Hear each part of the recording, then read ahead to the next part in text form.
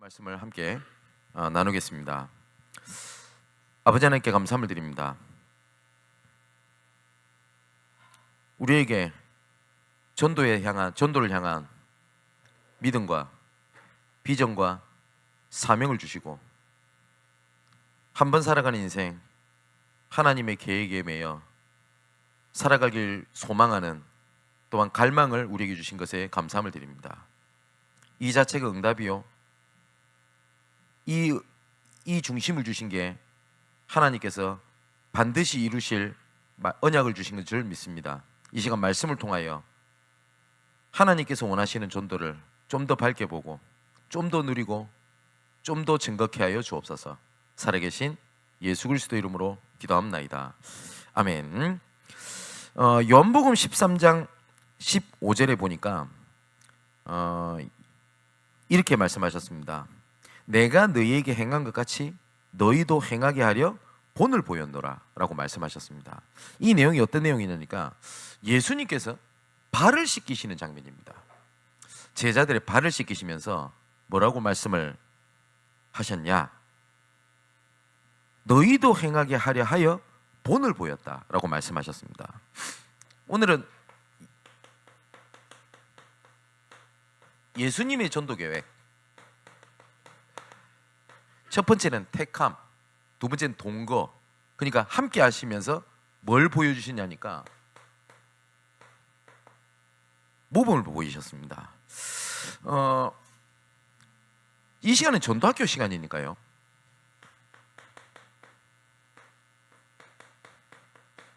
전도를 어떻게 시작해야 되겠냐라고 할 때 하나님께서는 모든 것을 예비하고 우리를 부르신 겁니다. 아무것도 없는 곳에서 하나님께서는 우리 보고 무엇을 하라고 말씀하신 적이 없습니다. 중요한 건 그것을 볼 수 있는 눈입니다. 창조의 원리가 그렇죠. 첫째 날에 빛을 창조하셨고 쭉쭉쭉쭉, 여섯째 날에 우리 인간을 창조하셨습니다. 근데 다섯째 날에는 동물을 창조하셨거든요. 그렇게 따지면 뭐 강아지, 뭐 개 이러면은 욕 같으니까요. 어쨌든 강아지, 고양이, 소 이런 동물들이 우리보다 창조의 선배예요. 먼저 태어났잖아요. 근데 하나님께서는 모든 것을 창조하실 때 좋았더라, 좋았더라, 좋았더라 이렇게 말씀하시지만 인간을 창조하시고 난 다음에는 심히 좋았더라 라고 말씀하셨습니다. 왜 인간을 마지막에 창조하셨을까요? 모든 것을 우리 인간에게 누릴 수 있는 모든 것을 준비해 놓고 인간을 창조하셨어요. 맞죠? 하나님께서는 모든 것을 예비해 놓고 부르셨습니다. 그렇다면 이 단어가 여러분 어떻게 보여야 되니까 점점점 선명하고 크게 보여야 됩니다. 하나님은 모든 것을 예비해 놓고 불렀어요. 그래서 하나님께서 나를 부르신 그날, 나를 부르신 그때, 나를 부르신 그곳이 하나님께서 우리를 향한 전도 계획을 가지고 부르신 겁니다. 이걸 다른 말로 나의 황금어장이라고 부릅니다. 성경을 보면요, 하나님께서 노예 때 그 사람을 부르신 계획이 있어요. 그죠? 하나님께서는 흩어져 있는 자들을 부르신 계획이 있습니다. 그 길 향한 계획이 있거든요. 우리가 성경에 보면 각 지역에 흩어진 자들 이렇게 되어 있습니다. 자, 나는 어쩌다 보니 그 길을 간 게 아닙니다. 하나님은 완벽한 계획을 가지고 불렀습니다. 그래서 지난주 우리 전도학교 때 말씀드렸듯이 모든 것은 하나님의 절대 주권입니다. 그리고 이 절대 주권을 이루시기 위하여 하나님께서 모든 걸 예정하셨습니다. 그리고 하나님께서는 모든 것을 준비하셨어요. 그걸 보고 말하냐, 섭리. 그걸 시간표마다 하나님께서 나타내십니다. 그걸 보고 하나님의 작정. 그러면 이 모든 것이 하나님의 구원 계획인 경륜을 향해서 움직입니다. 하나님의 구원 계획. 그죠? 제가 몇 번 간증을 드렸지 않습니까? 스페인에 어떤 여자분이 시집을 가서 살게 됩니다. 근데 이분이 스페인 남자를 만나서 행복한 꿈을 꾸고 시집을 갔는데 이 남자가 너무 이상했던 남자였던 거예요. 그래서 결국은 이혼을 하게 됩니다. 사기 결혼 비슷하게 당한 것 같아요. 자녀를 둘을 낳았습니다. 근데 이 자녀 둘이가 혼혈이죠. 아빠는 스페인, 엄마는 한국 사람. 그러니까 스페인이라고 하는 나라가 그 자존심이 굉장히 세거든요. 그러니까 이 두 자녀가 어릴 때부터 인종차별을 받고 그리고 또한 따돌림을 당하는 걸 보면서 억지로 키우고 있는 거예요. 미용실을 하면서. 이 엄마 마음이 어떨까요? 이 엄마 마음이 너무 괴로운 겁니다. 그러고 있다가 교회를 나는 나름대로 예수를 믿는다고 하는데 하나님에 대한 원망이 이렇게 자기한테 다가오게 된 겁니다. 그러다가 일이 있어서 한국을 오게 됐어요. 그때 친구를 통해서 복음을 듣게 된 겁니다. 그 친구를 통해서 예수 그리스도를 듣고 난 다음에 이 친구가 이렇게 얘기를 한 거예요.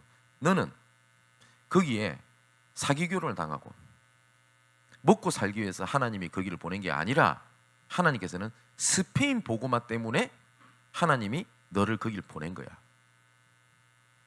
그 친구의 말이 이 사람 마음을 떠나지가 않는 겁니다. 아, 하나님께서는 나를 스페인 복음화를 위하여 하나님이 나를 부르신 거구나. 하나님의 주권, 예정, 맞죠? 섭리, 작정, 경륜.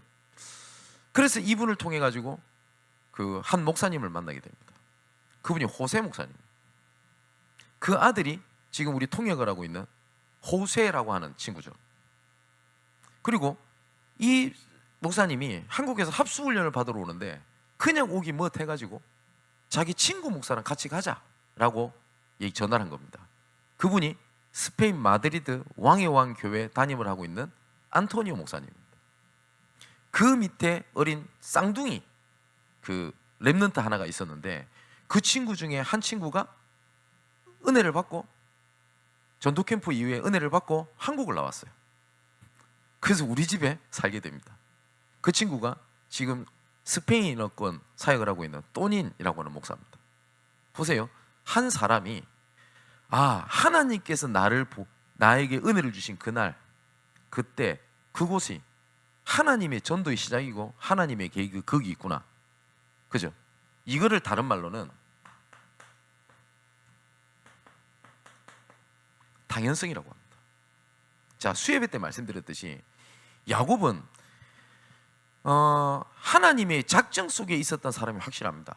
로마서 9장에 보니까 그 리브가가 태중에 아기가 있었는데 이 아기가 태어나기도 전에 악을 알지 못하고 선을 알지도 못하고 아무것도 몰랐을 때부터 하나님께서는 야곱을 택하셨어요. 왜 야곱을 택하셨냐? 이유 없어요. 그냥 하나님이 택하셨어요. 이거를 칼빈은 뭐라고 얘기를 했냐? 무조건적인 선택이라고 합니다. 조건이 없었어요. 그런데 야곱이 그 사실을 사실상 몰랐던 겁니다. 그러다 보니 영적인 욕심도 있었어요. 그래서 장자권을 뺐고 그 다음에 이삭에게 그 형이 에서의 축복을 또 빼앗고 온갖 인부지를 다 쓰는 거죠. 그러니까 야곱이 갈급했던 것 같아요. 충족이 안 되니까. 그러다가 결국은 축복을 빼앗았다는 것 때문에 도망을 가게 됩니다. 그러고 있다가 이제 지쳤단 말이에요. 이제 돌을 베고 이렇게 잠을 자는데 꿈을 꾸게 되죠. 그게 창세기 28장에 나옵니다. 사닥다리가 쭉 하늘로 높이 올려졌는데 천사가 오르락 내리락 하는 걸 보게 됩니다. 그때 하나님께서 이렇게 말씀하십니다. 나는 아브라함의 하나님, 이삭의 하나님이다. 아브라함과 이삭에게 하셨던 그 약속대로 난 너를 통해서 그 일을 진행을 할 거야 라고 말씀하거든요. 이거를 두고 바울은 로마서 9장에 육신의 자녀가 아니요 뭐라고 되어 있냐? 약속의 자녀라고 되어 있어요. 뭐요? 약속의 자녀. 그때 야곱이 뭘 알게 되냐? 이 자리가 하나님께서 함께 계시거늘 나는 그걸 알지 못하겠구나. 바로 이곳이, 바로 이 자리가 하나님께서 나를 향한 계획이 있고 하나님이 함께 하시는 거구나 알게 됐어요. 그래서 서원을 합니다. 그래서 베고 잤던 그 돌을 제단을 쌓아서 하나님께 여기가 하나님의 집이 될 것이요, 내가 나중에 돌아와서 여기에 하나님의 11조를 드리겠습니다 하고 그 지역 이름을 벳엘이라고 짓습니다. 근데 정말 이 야곱이 문제가 딱 생길 때 어디를 돌아가요? 하나님께서 그때 주셨던 그날 그때 그곳에 말씀으로 딱 돌아갑니다. 창세기 35장에 보면 야곱에게 큰 사건이 벌어지죠. 딸 디나가 몹쓸 짓을 당하지 않습니까? 얼마나 큰 일입니까? 평소 같으면 야곱은 온갖 인본지를 다 썼을 겁니다. 그런데 야곱이 그때 했던 얘기입니다. 자, 우리가 일어나 베델로 올라가자.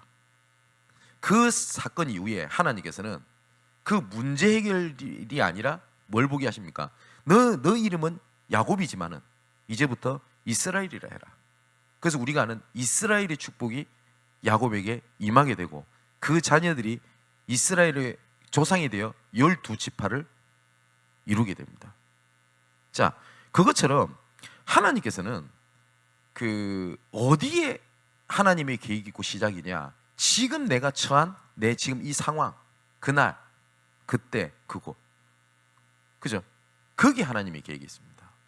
제가 아는 어떤 한 그 중직장 분이 계시는데 이분은 소년원에서 근무를 해요. 그러니까 법무부 소속이죠. 그러니까 뭐 보호관찰 이렇게 처분을 받은 청소년들이 있을 거 아닙니까? 그러면 이런 친구들을 한 번씩 이렇게 가정 방문을 해야 돼요. 근데 그분이 너무 법무부 직원으로서 일을 하는 게 너무 괴로운 겁니다. 왜냐? 거기서 보호 처분을 받을 정도면 일반적이지 않잖아요, 애가. 그러니까 다 속썩이는 거 아닙니까? 그래서 그만둬야 되나? 근데 목구멍이 포도청이라 살아야 되고, 그래 또 일 그만 못 두고 이렇게 살다가 은혜를 받은 겁니다. 아, 어느 단어냐? 나의 황금의자. 아, 이 자리가 하나님의 계획이구나. 그죠? 그렇게 그냥 말로만 듣던 창세기 3장 영적 문제, 그것이 그때부터 보이기 시작하는 거예요. 근데 이 법무부 직원이 가는 곳곳마다 그 뭐죠? 뭐 예수 믿으라 하면 문제 생기거든요. 기도한 겁니다. 근데 이분의 보람이 뭐라고 얘기하냐? 예수님을 얘기하지 않으면 안 될 큰 사건이 딱 터진 겁니다. 그래서 이 친구한테 복음을 전한 거예요. 그런데 모든 법무부 직원이 알 만큼 사람을 살리는 일들이 벌어지게 된 겁니다. 근데 많은 사람들이 욕을 딱 놓쳐요. 그러다 보니까 자꾸 어떻게 해야 되냐? 지금 이 상황이 빨리 해결돼야 된다고 생각을 하는 거예요. 뭘 이루어져야 된다고 생각을 하는 겁니다. 예수님께서도 사도행전 1장에 중요한 말씀을 하실 때 예루살렘을 떠나지 말라라고 말씀하셨거든요. 왜냐? 거기서 하나님의 시작이 되기 때문에 그렇습니다. 예루살렘과 온 유대와 사마리아와 땅끝까지. 근데 정말 사도행전 전체를 보면 예수님께서 말씀하셨던 대로 예루살렘에서 시작하셨던 그 복음이 유다로, 사마리아로, 나중에는 온 이방인에게도 흩어지게 됩니다. 자, 그것처럼 그러면 하나님께서 지금 나의 처한 상황, 문제, 거기에 뭐가 있냐? 하나님의 계획이 있어요. 그러면 여기서 우리가 잡아야 될 말씀 중에 하나가 디모데전서 4장 4절에서 5절에 보니까 하나님이 지으신 모든 것은 선하매 감사함으로 받으면 버릴 것이 없나니 말씀과 기도로 구별되어짐이니라, 거룩하여짐이니라, 이렇게 되어 있습니다. 하나님께서 우리에게 허락하신 것 중에는 악한 게 없다라고 말씀하십니다. 어떻게 믿는 나에게 이런 일이 일어날 수 있습니까? 하나님이라면 정말 내한테 왜 이런 일이 일어납니까? 라고 얘기를 하는데 하나님께서 뭐라고 말씀하시냐? 하나님이 지으시고 허락하신 것은 모든 것은 선함에, 하나님은 악한 것이 없어요. 하나님은 악을 창조하시지도 않았습니다. 그죠? 이것을 인정하고 하나님의 은혜를 찾고 있으면 두 번째 따라오는 게 있습니다. 뭐냐? 하나님의 진짜 나한테 원하는 게 뭐구나. 하나님의 필연성이 딱 보입니다. 다시 말하면 보는 눈이 달라지는 거예요. 그래서 저번에도 말씀드렸듯이 사무엘상에 보면 여기에 완전히 마시간 목회자 하나가 나오죠. 엘리입니다. 사무엘상 2장에 보니까 엘리는 언약궤 옆 의자에 앉았더라 이렇게 기록되어 있어요. 제사장은 언약궤 곁을 지켜야 됩니다. 근데 문설주 옆 의자에 앉았더라. 3장에 딱 들어갔을 때는 뭐냐, 하나님의 말씀이 희귀하여 뭐요? 이 엘리는 뭐라고 돼요? 자기 처소에 누웠더라 라고 되어 있습니다. 그런데 여기 사무엘은 뭐라고 되어 있냐니까 사무엘상 3장 3절에 이렇게 되어 있어요. 하나님의 등불은 아직 꺼지지 아니하였으며 사무엘은 하나님 궤에 있는 여호와의 전 안에 누웠더니 라고 되어 있습니다. 그죠? 뭐야? 하나님이 필요한 걸 봤어요. 모든 사람들은 이상이 끊어졌다, 어떻게 엘리가 저럴 수가 있냐 이러고 있는데 사무엘은 다른 걸 봤어요. 하나님의 등불 아직 꺼지지 아니하였으며. 이사야 6장에 보면 이사야 얘기가 나오죠. 1절에 4절에 얘기되어 있습니다. 이 부분을 제가 한번 말씀드린 적이 있죠. 우시야 왕이 죽던 해에 이렇게 되어 있습니다. 1절에. 근데 여기서는 우시야 왕이 죽던 해에, 이 말은 배경을 아는 게 되게 중요해요. 우시야 왕이 섰을 때 유대인은 그 뭐죠? 남유다는 소망을 가졌어요. 그래도 왜냐니까 북이스라엘과 남유다가 이렇게 나눠지게 됩니다. 이렇게. 근데 위에는 북이스라엘이죠. 밑에는 남유다입니다. 그런데 남유다는 여기에 수도를 결정을 합니다. 여기 우리의 예루살렘. 그리고 북이스라엘은 사마리아입니다. 그런데 레위 지파가 이렇게 나눠지게 되면서 단 한 명도 북이스라엘에 남아있지 않게 됩니다. 그래서 북이스라엘은 사마리아라는 수도를 세워놓고 자기 나름대로 하나님을 믿으니 하나님을 섬긴다고 제사를 지내는 모든 것들을 뭘 하냐? 우상숭배를 하기 시작했어요. 그런데 남유다는 레위 지파가 그나마 남아 있었습니다. 그렇기 때문에 복음의 명맥을 이어갔어요. 그래서 남유다는 우리는 복음을 지킨 그 민족이다라고 하는 자부심이 있어요. 근데 사마리아는 하나님의 복음을 버리고 우상숭배했다라고 하는 그 손가락질을 했었습니다. 그래서 예수님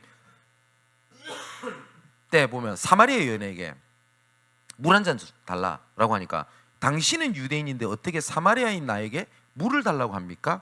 라고 하는 질문의 배경이 요것 때문에 그래요. 왜냐니까 유대인은 사마리아를 무시했어요. 벌레 쳐다보시 쳐다봤어요. 사마리아인은. 그 배경이 있습니다. 그런데 요 예루살렘의 남유다에 그나마 하나님을 경외하고 하나님을 섬기는 왕들이 한 번씩 일어나거든요. 우리가 잘 아는 히스기야, 요시야 이런 왕이 다 남유다 때 왕입니다. 근데 우시야도 그런 왕이었어요. 그러면 이스라엘 민족은 어떨까요? 소망이 없다가 왕이 하나님을 섬기는 왕이 일어서게 된 거예요. 그래서 농업을 발전시키고 그리고 하나님 앞에 올바르게 제사를 지내게 되고 그래서 국가가 점점 부강해지게 됐어요. 소망이 생긴 거예요. 근데 이 우시야가 말년이 진짜 더럽게 됩니다. 이 말년에 교만해져 가지고 하나님의 제사를 우습게 여기다가 하나님의 징벌을 받아서 문둥병이 걸리게 됩니다. 근데 문둥병은 여호와의 율법에 의하면 저주받은 그 병이기 때문에 격리가 됩니다. 근데 왕이 다른 서민들과 격리를 못하게 되죠. 그래서 왕궁에 보잘것없는 저 방 한가운데서 말년을 그리 보내다가 그냥 그렇게 죽어버려요. 그래서 왕들이 묻히는 묘비에도 들어가지 못합니다. 서민들 마음이 어떨까요? 그나마 소망이었다가 그 소망이 딱 끊어졌을 때 오는 그 좌절감이라는 거 이루 말할 수가 없잖아요. 그럴 거 아닙니까? 우시야 왕이 죽던 해에 그 말입니다. 그런데 이사야는 좀 다른 걸 봤어요. 뭐라고 되어 있냐? 우시야 왕이 죽던 해에 내가 본즉, 요 내는 이사야를 얘기합니다. 이사야 내 자신이 내가 본즉 높이 들린 보좌에 주께서 높이 들린 보좌에 앉으셨는데 그의 옷자락은 성전에 가득하였고 스랍들이 모시고 섰는데 각기 6날개가 있어 그 둘로는 자기의 얼굴을 가리었고 그 둘로는 자기의 발을 가리었고 그 둘로 날며 서로 불러 이르되 거룩하다 거룩하다 거룩하다 만군의 여호와여 그의 영광이 온 땅에 충만하도다 하더라. 이같이 화답하는 자의 소리로 말미암아 문지방의 터가 요동하여 성전에 연기가 충만한지라. 아, 하나님의 은혜는 헛되지 않구나. 하나님의 계획은 끊어지지 아니었구나라는 것을 봐요. 그죠? 그럼 보세요. 사무엘 시대 때, 이때 엘리 제사장의 여러 가지 문제를 본 사람, 그죠? 그러면 그거는 뭐가 돼요? 내가 좌절의 때가 돼요. 근데 그거를 뭘로 보냐? 하나님의 필요의 때로 봅니다. 그것이 세 번째, 하나님의 구원 계획을 이루는 하나님의 응답으로 연결이 되게 됩니다. 이 굉장히 중요한 얘기입니다. 그래서 전도의 시작을 어떻게 하겠냐 할 때 지금입니다. 지금, 이때, 이곳이 하나님의 계획입니다. 근데 우리는 자꾸 어떻게 생각을 하냐? 뭘 이루어져야지만 할 수 있다고 생각을 합니다. 여러분, 한 번씩 이런 얘기는 들어보거나 혹시 생각해 보지 않았습니까? 나 혼자 예수 믿어요, 집에서. 근데 내가 좀 더 복을 받고 좀 잘 되는 모습 보이고 이러면 불신자 가족들에게 복음을 전할 수 있겠는데 나는 다 불신자 가족보다 좀 더 못 살아. 행실이 좀 더 모범적이지 못해. 좀 더 그래야지 불신자 가족들에게 복음을 전할 수 있지 않겠냐라고 생각을 하거나 또 그런 고민을 하는 사람 많습니다. 그죠? 근데 그게 완전히 틀린 말이, 이거는 아까 좀 이따 말씀드리겠습니다만 복음 전하는 사람의 행실을 똑바로 하는 게 필요 없다는 말이 아닙니다. 필요합니다. 근데 그게 하나님의 구원 계획을 위한 절대적 조건이냐? 그렇지 않아요. 혹시 우리 교회 특히 많지 않습니까? 완전 불신자 속에 있다가 예수 믿은 분들, 아, 저 사람 예수 멋있네, 부럽다, 교회 다니네, 나도 예수 믿고 싶다. 이래서 예수 믿는 사람 있는지 찾아보세요. 없어요. 오히려 반대입니다. 나는 예수 믿는 사람 싫었다 합니까? 나는 정말 교회 다니는 사람은 지긋지긋하다고 했잖아요. 그런데 어느 날 하나님이 나에게 은혜를 주신 겁니다. 그게 그 뭐예요? 하나님의 무조건적 선택. 근데 믿는 우리는 어떻게 생각을 하고 있냐니까 자꾸 뭘 해야 된다고 생각을 하는 거예요. 그렇지 않습니다. 로마서 9장 읽어보세요. 하나님의 택하심은 그 행함에 있지도 않고 다름질하는 것에 있지도 않다. 뭐야? 전적인 하나님의, 오직 하나님의 택하심 속에 있다라고 안 합니까? 그런 사람들이 예비되어 있단 말이에요. 어디에 예비되어 있냐? 그날, 그때, 그곳에. 이걸 다른 말로는 나의 황금의장이라고 얘기를 합니다. 이런 분 계실 겁니다. 나는 하나님의 자녀를 맞는데 상처 입었던 그때, 그날, 상처라 생각을 하는 그때, 상처라 생각하는 그곳, 거기에 하나님의 계획이 쏟아붓기 시작하는 겁니다. 모세에게 하나님이 하신 말씀입니다. 너는 애굽으로 가라. 내가 너를 보냈던 그날, 그때, 그곳으로 가라. 그래서 하나님께서는 출애굽의 여정을 시작을 하십니다. 맞죠? 근데 많은 사람들이 전도의 시작 여기서부터 다 틀려버려요. 여기를 빨리 해결해야 된다, 넘어서야 된다, 이걸 문제로 보고 있거든요. 그렇지 않습니다. 자, 오늘은 예수님의 전도계획 세 번째인데요, 예수님께서는 모범을 보이셨습니다. 자, 교재를 한번 보십시오. 예수님께서는 제자들이 배워야 할 일들을 몸소 실천하시면서 제자들에게 본을 보여주셨습니다. 성경을 90회 이상 인용함으로 성경의 권위를 보여주셨고요, 기도의 본을 보여주셨고, 갈릴리 바다의 풍랑을 통해서 믿음으로 환경을 극복할 수 있는 법도 가르치셨습니다.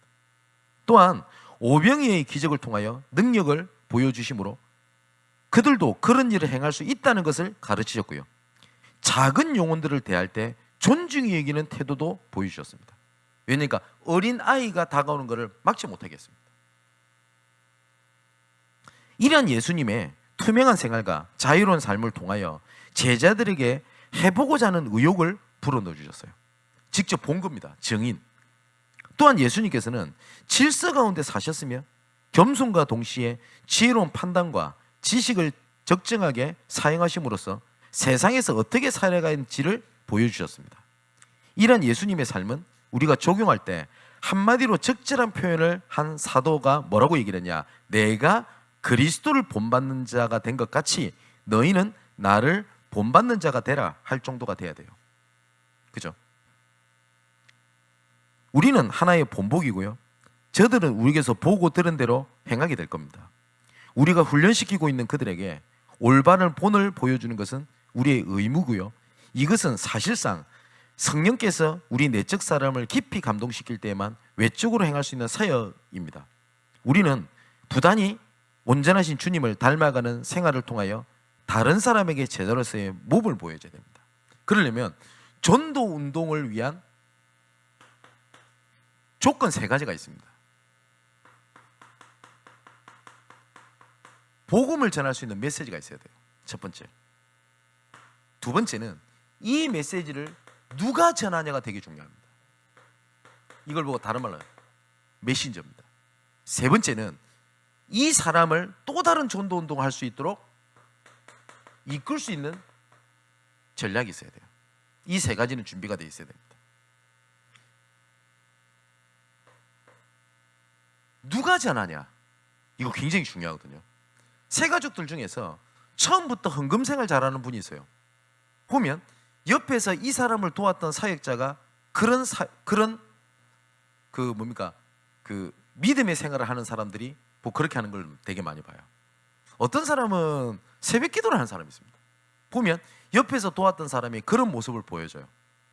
예수님께서 보고 따라오라고 말씀을 하신 거거든요. 그거 굉장히 중요합니다. 첫 번째, 우리는 복음서를 통해서 예수 그리스도께서 제자들에게 본을 보이신 모습을 우리가 찾아볼 수 있거든요. 예수님께서는 복음서라고 얘기를 하면 예수님께서 공생애를 3년 동안 지내셨던 모습이 기록이 되어 있습니다. 중요한 것은 어떤 눈이냐는 것이 되게 중요한 것 같습니다. 저는 저 개인적인 제 믿음입니다. 뭐냐니까 예수님께서 모든 기적, 모든 선함, 행함, 모든 것을 보여줬던 그 내용은 저는 여기에 모든 결론이 있다고 저는 믿습니다. 생명 살리기 위함입니다. 맞죠? 예수님께서 그 하나님이 되시는 분께서 굳이 우리하고 동일한 육신을 입고 오셔서 똑같이 살아가시면서 똑같이 고난받고 희생하시면서 십자가를 지신 이유는 딱 한 가지입니다. 뭐죠? 우리를 구원하시기 위한 거였습니다. 그러면 예수님께서 기적을 행하시고 어쩔 때는 봉사도 하시고 그리고 어쩔 때는 용서도 하세요. 그 이유가 전부 다 무엇에 있냐? 생명 살리기 위함이었습니다. 제가 이번 한 주일 동안 그런 생각이 좀 많이 들었어요. 우리가 어떤 일이 딱 생기잖아요. 그러면 상대방이 잘못했다 할 때 우리가 용서를 하죠. 맞죠? 그거는 당연한 이치입니다. 그거는 부인할 수가 없습니다. 그런데 예수님의 용서는요, 그렇지 않았다라는 생각을 많이 하게 됩니다. 예수님은 우리가 잘못했습니다 하기 전에 예수님께서는 우리를 용서하시고 시작하셨어요. 그 이유는 딱 한 가지입니다. 우리의 생명을 구원하시기 위하였습니다. 그래서 로마서에는 뭐라고 되어 있죠? 우리가 아직 죄인 되었을 때, 우리가 아직 연약할 때에, 우리가 아직 하나님과 원수가 되었을 때에 예수께서 십자가에서 죽으심으로 말미암아 자기에 대한 사랑을 확증하셨느니라. 왜죠?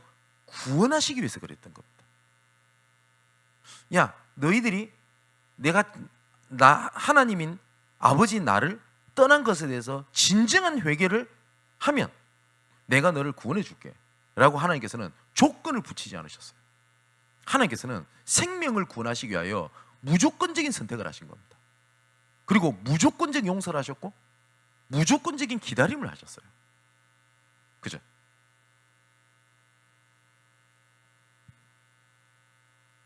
자, 예수님의 공생애를 잘 보면요, 마태복음 4장 4절 7절 이 내용은 뭡니까? 그 얘기를 하는 거죠. 예수님께서 마귀에게 시험을 당하셨을 때 이 마귀를 이기는 예수님의 방법이 뭐였냐니까 말씀이었습니다. 그래서 갈라디아서 4장 4절에도 때가 참에 예수께서 오셨다고 되어 있거든요. 예수님께서는 말씀대로 오시겠다고 약속하셨고, 말씀대로 오셨고, 말씀대로 다시 오실 재림주라고 되어 있습니다. 말씀에 근거한 겁니다. 근데 예수님께서는 무엇을 이루려고 모든 일을 진행하셨냐? 말씀을 이루려 하려 함이니라. 그 내용이 굉장히 많이 나와 있습니다. 특히 마태복음에요. 마태복음에 마태가 복음서를 쓸 때 저자의 목적이 뭐였냐니까 유대인들을 향하여 복음서를 기록한 거기 때문에 구약의 말씀이 성취되어 오신 예수 그리스도라는 표현들이 되게 많습니다. 그래서 말씀을 이루려 하려 함이니라. 말씀에 대한 능력을 보여주셨고요. 또 마태복음 14장, 또 마가복음 1장, 누가복음 6장에 보니까 여기는 직접 기도하는 모습을 보이셨습니다. 직접. 예수님은 하나님이십니다. 그죠? 그리고 하나님과 본체십니다. 근데 그 본체 되신 예수님께서 기도하는 모습을 보이셨어요. 제자들에게, 많은 사람들에게. 그 말은 예수님이 기도 안 하면 부족했기 때문에 기도를 하셨나요? 아닙니다. 몸을 보이신 겁니다. 세 번째 보면 마태복음 8장 그리고 마태복음 17장 이럴 때 보면 특히 마태복음 8장에는 풍랑 앞에서 믿음이 뭔지를 보여주셨어요. 그리고 마태복음 17장에 보니까 귀신을 내어쫓는 능력을 딱 보여주시면서 제자들이 묻습니다. 왜 우리는 이 귀신을 내어쫓지 못했습니까? 라고 할 때 너희 믿음이 작은 까닭이라 겨자씨 한 알만큼 있어도 이 산을 여기서 저기로 옮기라 하면 옮겨질 것이요 곧 너희가 못할 것이 없다라고 뭘 말씀하시냐면 믿음에 대한 부분도 직접 보이셨습니다. 믿음에는 이거 할 수 없어. 네 번째 보면 누가복음 18장 15절에 보니까 예수님께서는 여기에 어린아이가 다가오는 걸 막지 마라 라고 하면서 모든 사람들을 수용하셨어요.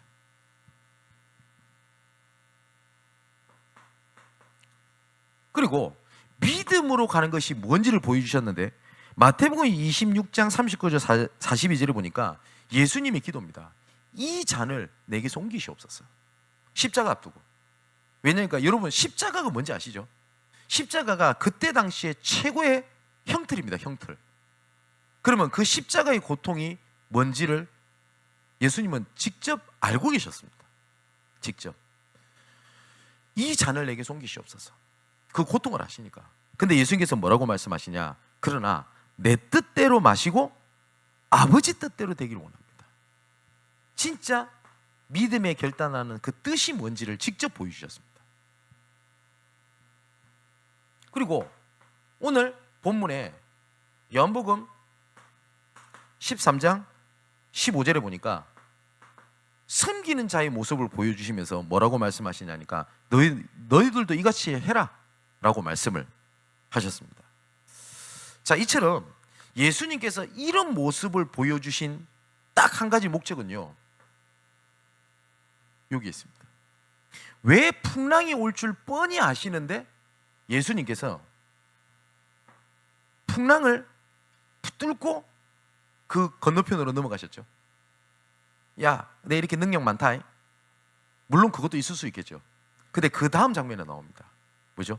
죽은 나사로를 살리러 가셨습니다.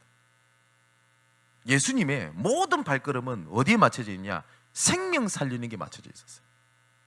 우리가 어려운 자들을 도와야 됩니다.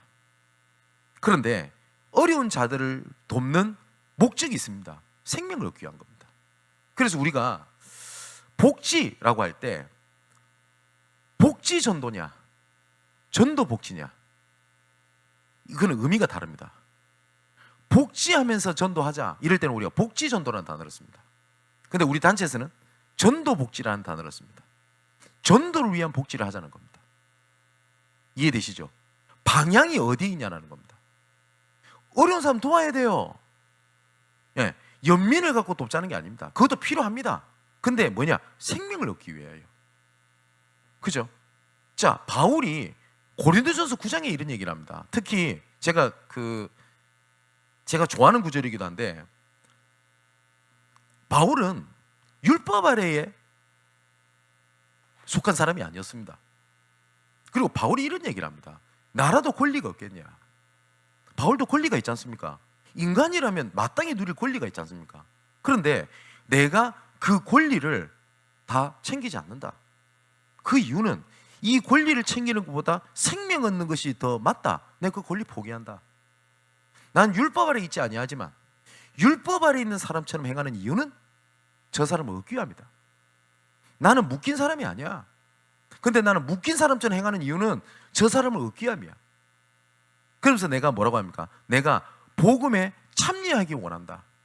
내가 복음을 위하여 내가 모든 걸 할 수도 있고, 내가 복음을 위하여 그 사람을 얻기 위한 것을 위하여 내가 아무것도 안 할 수 있어요.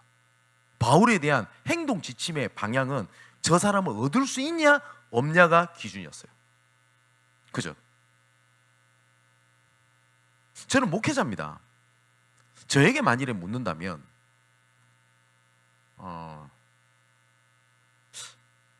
목회자가 개인 시간이 필요하죠. 사람인데. 그죠? 그런데 만일에 제가 목사도 사람인데 개인 시간도 필요하고 이것도 필요하고 저것도 필요하고 틀린 건 아닙니다. 그런데 목회자로서의 저는 자질은 그렇게 생각한다면 이제 끝난 거라 생각합니다. 우리가 보통 복음을 위해서 생명 건다. 아골골짝 빈대로도 복음 들고 가겠다 하잖아요. 성도들이 저를 보고 감사하게도 목사님도 시시하죠. 목사님도 개인적인 시간이 좀 필요한 거 아닙니까? 휴식이 필요할 거 아닙니까? 라고 하는 거는 배려를 해주신 거잖아요. 그게 너무 감사합니다.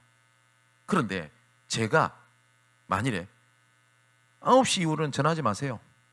나도 개인 시간이 있는데. 만일에 제가 규칙적으로 정기적으로 휴일을 정해놨어요. 월요일 전화하지 마세요. 그때 나도 리프레시 해야 되고 해야 돼. 맞나요? 틀린 거지 않습니까? 오늘 교육자가 급한 일이 생겼어요. 누구 한 친구가. 그래서 제가 지방에 가 있었습니다. 전화를 했어요. 수도권에 있으니까 교회 근처에 가봐라. 못 간대요. 근데 못 가는 이유를 여러 가지를 얘기해요. 시간이 어떻고 뭐가 어떻고 뭐가 어떻고. 그래서 제가 화를 냈어요. 그래서 알겠다고 전화를 끊고 제가 다른 일정을 다 마무리를 하고 제가 서울로 올라오게 됩니다. 그래서 제가 만나가지고 제가 뭐라고 그랬어요? 교육자는 그러면 안 돼 라고 하니까 이런 표현을 쓰더라고요. 교육자도 개인 시간이 필요하지 않습니까? 맞지? 물론 맞죠. 예수님이라면 어떻게 하셨을까요? 내가 그래서 예수님이라면 어떻게 하셨을까요? 나도 자야 돼 그런 겁니까? 그렇지 않죠. 예수님께서는 생명을 거셨던 이유는 생명 살리기 위해서 생명을 걸었던 겁니다. 어쩔 때는 폭풍우를 뚫고 지나가십니다. 예수님 아셨어요. 전지전능하신 분이기 때문에. 왜 가셨죠? 제자들한테 야 능력 있지? 멋지지? 짜잔 이걸 보여주시겠다고 봅니까? 저는 그렇게 보지 않습니다. 성경에 나사로 살리기를 가셨어요. 어쩔 때는 괴로운 길을 걷기도 하셨어요. 맞죠? 예수님께 보여주신 거 그겁니다. 생명 살리는 헌신. 자, 두 번째입니다.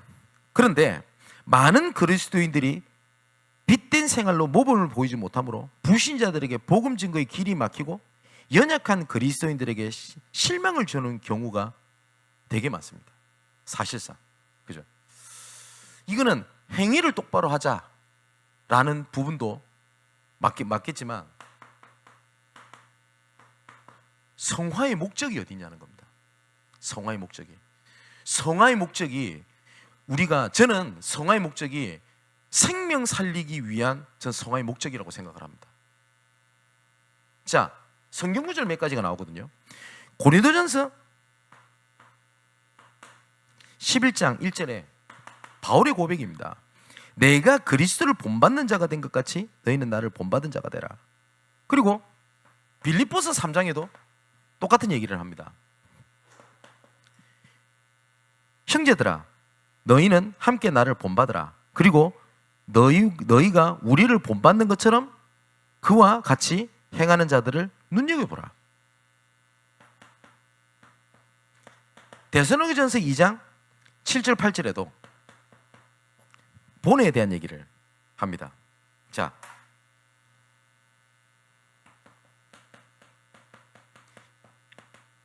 디모데후서 1장 13절 14절에도 보면 이렇게 얘기를 합니다. 너는 그리스도 예수 안에 있는 믿음과 사랑으로서 내게 들은 바 바른 말을 본받아 지키고 우리 안에 거하시는 성령으로 말미암아 내게 부탁한 아름다운 것을 지키라.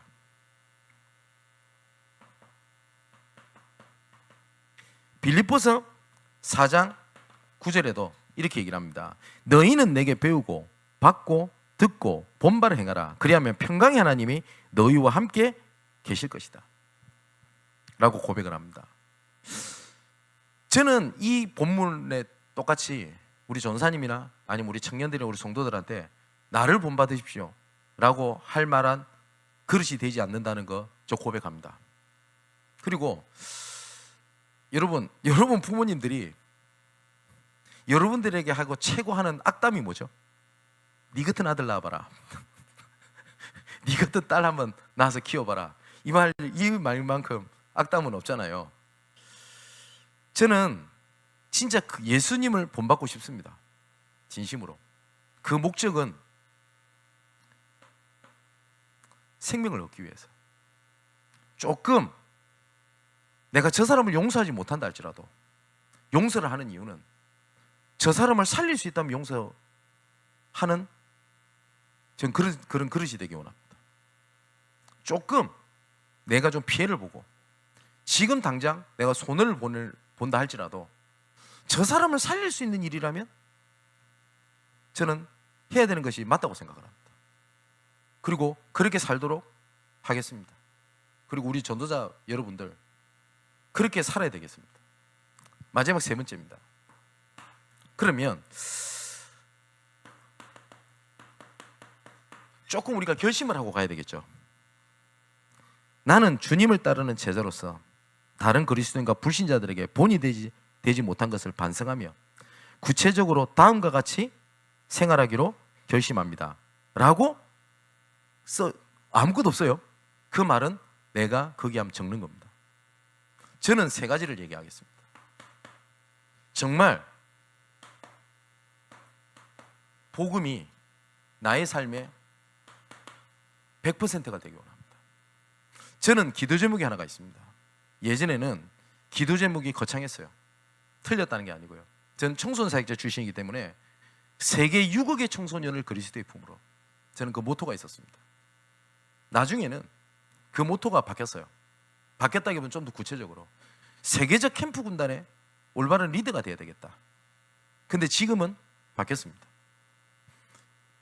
어떤 기도 제목이냐? 모든 순간에 하나님을 진짜 믿는 거. 예, 저 그 기도 제목입니다. 시편 131편 1절에 3절에 보면 다윗의 고백입니다. 나는 엄청난 일을 하려고 내가 주께 바라거나 노력하지 않습니다. 단지 젖을 땐 젖먹이가 어머니 품에 안긴 것 같이 내가 주를 바라보기 원하나이다. 이스라엘아 여호와를 바랄지어다. 저는 진짜 그 기도 제목입니다. 문제, 사건, 어려움, 갈등 왔을 때 진짜 믿는 겁니다. 두 번째 결심입니다.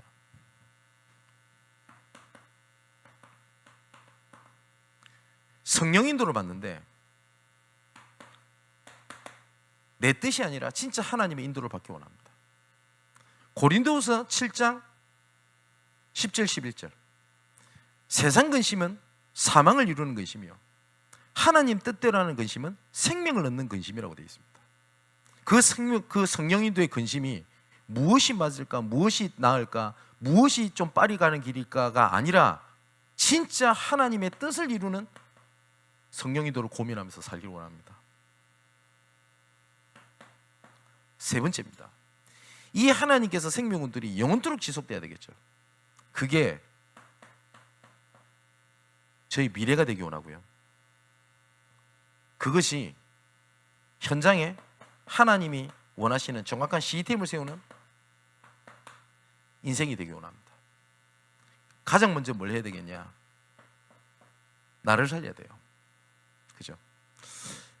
내가 있는 지역에 하나님의 계획이 있음을 알고 말씀을 가지고 생명을 살려야 되겠습니다.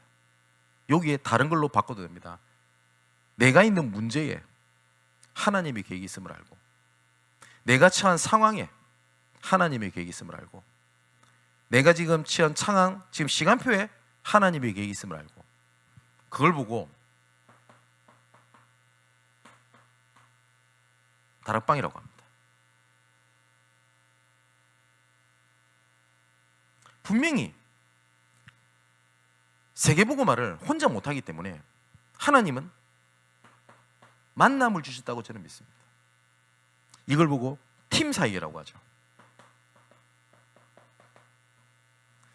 누구랑 함께하고 누구를 통해서 파고 들어갈 건가 라는 눈 때문에 그 눈을 위하여 제 기준 판단을 가지고 절대 사람을 판단하지 않겠습니다. 이게 제 기도 제목입니다. 혹시 오해하시는 분이 계실지 모르겠는데 우리 교회는 그런 거 없을 거라 생각하는데요. 목사님은 누구를 좀 더 아끼고 누구를 좀 관심이 없고 그런 혹시 오해하시는 분 계실지 모르겠는데 저는 없습니다. 이건 진짜 하나님 앞에 저 사람은 좀 더 내 재정 같고 저 사람 멀었고 그런 거 없어요. 그죠? 저 사람은 좀 재정 같고 이 사람은 영적 문제 있는 사람 같고 그 기준 진짜 없습니다. 그래서 저 사람 좀 문제가 많으니까 좀 그렇고 이거 진짜 없습니다. 모든 사람은 하나님의 계획이 있다고 저는 믿습니다. 모든 사람 문이기 때문에. 또한